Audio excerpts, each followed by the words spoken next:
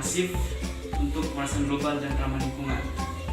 Berikut adalah kelompok kami. Saya sendiri Ignatius Adian Rorong, rekan saya Muhammad Abdul Rafiq Septianto dan Muhammad MS Pilisi dengan unitnya masing-masing, serta kami dari Prodi S1 Teknik Dirgantara kelas Cari.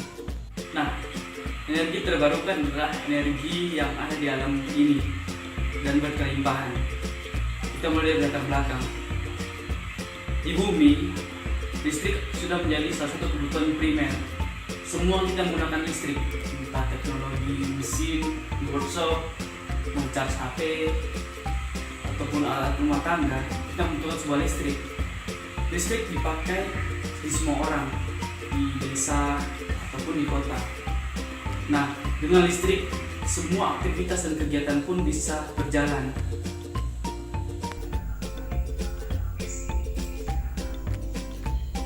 Ya, selanjutnya dari energi terbarukan ini, lanjutan dari latar belakangnya, listrik yang sering kita gunakan adalah hasil dari proses suatu sistem dari PLN atau perusahaan listrik negara. Sistem atau perangkat yang dipakai PLN ini yaitu sistem yang menggunakan minyak bumi sehingga dapat menghasilkan listrik dari pembakaran tersebut.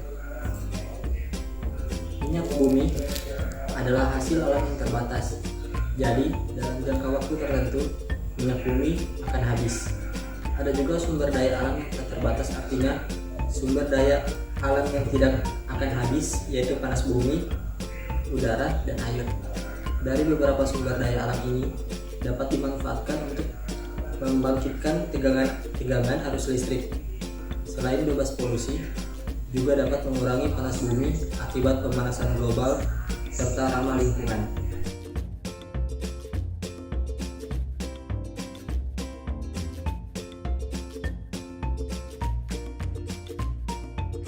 Dari hal tersebut, dibutuhkan sistem energi yang ramah lingkungan dan dapat bertahan lama, seperti pembangkit listrik tenaga air, pembangkit listrik tenaga angin, dan pembangkit listrik tenaga surya. Akan tetapi, lebih efisiensi jika sistem tersebut bekerja secara kolaborasi.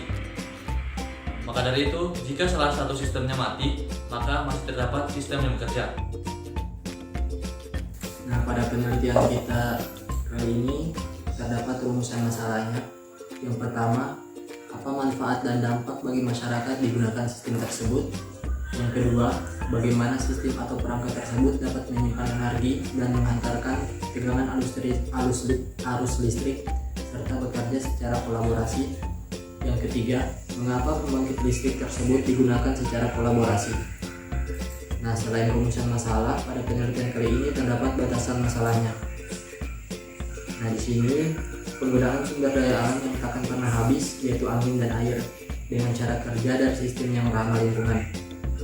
Sistem yang dapat bekerja berkolaborasi serta membuat sebuah perangkat sebagai penyimpan cadangan energi listrik.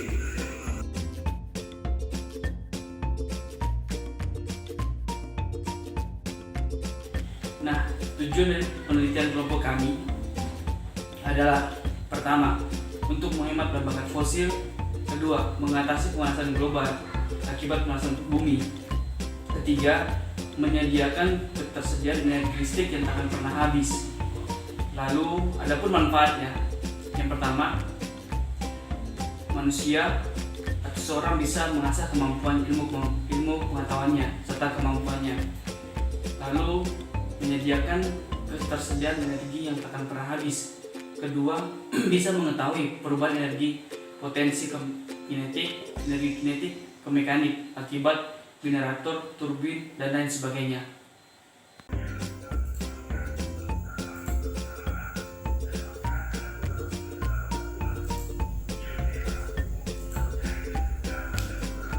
Nah, pada penelitian kita ini kami mengambil beberapa referensi dari para peneliti. Ya, yang pertama di sini dari Bambang Sri Kaloko pada tahun 2010.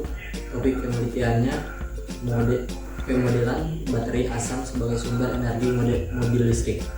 Latar belakang penelitiannya, mobil dengan bahan bakar minyak berkembang seiring dengan rendahnya harga minyak dunia saat itu, sehingga kebutuhan BBM untuk mobil semakin lama semakin meningkat. Sementara itu, cadangan energi bahan bakar minyak yang menipis. Untuk metode penelitiannya, parameter termodinamika menguraikan nilai-nilai dari suatu baterai, yaitu keseimbangan tegangan dan kemampuan menyimpan energi. Untuk hasil penelitian dari Bambang Sri Kaloko ini, yaitu dari pemodelan baterai dengan program MATLAB atau Simulink, dibutuhkan kurang lebih sebanyak 6.400 sel baterai asam untuk mendapatkan daya sekitar 10 kW yang diperlukan oleh mobil listrik. Yang kedua, oleh peneliti Lukas Daniel Rohi, Heni Hosiana Tumbelaka pada tahun 2017. Topik penelitian ini yaitu studi kinerja pembangkit listrik tenaga air di daerah aliran Sungai Berantas.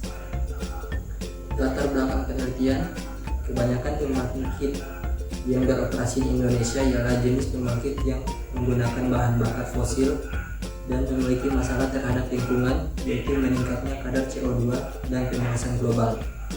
Untuk metode penelitiannya, mengubah energi potensial air yang telah ditampung di waduk menjadi energi kinetik dengan cara mengalirkan air melalui pipa pesat atau penstock. Untuk hasil penelitiannya, debit air yang mencapai 24 meter kubik pada musim kemarau sehingga bisa menjadi persediaan untuk pasokan air untuk irigasi seluas 34.000 hektar yang menggunakan aliran sungai.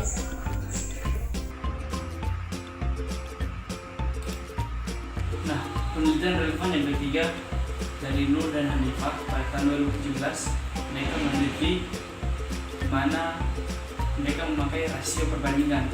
Nah, pada penelitian kami tidak memakai rasio perbandingan karena kami hanya berhipotesa, belum sempat meneliti, dan kami hanya mengembangkan inovasi energi terbarukan. Lalu penelitian yang keempat dari Heri, Samsuri, dan Rahmat, mereka meneliti dan memberikan sebuah persamaan melalui debit laju air. Tetapi kami belum memakai persamaan-persamaan yang ada karena kami baru membuat sebuah teknologi ini untuk suatu pengembangan di masa yang depan untuk energi terbarukan yang masif.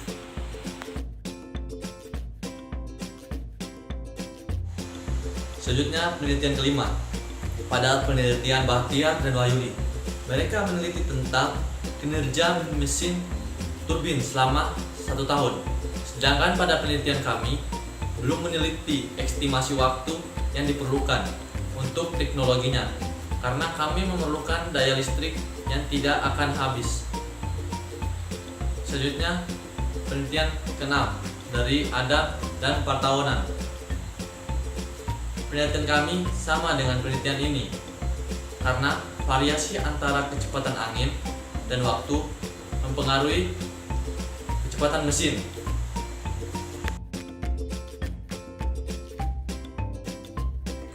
Penelitian yang terakhir yaitu dari Reza, Suandi, dan Ahmad. Hasil dari penelitian mereka sama dengan penelitian kami, di mana penelitian mereka energi yang dikeluarkan tergantung pada energi yang masuk pada mekanisme teknologi. Sekian presentasi dari kelompok kami tentang energi terbarukan yang masif untuk mengatasi pemanasan global dan ramah lingkungan.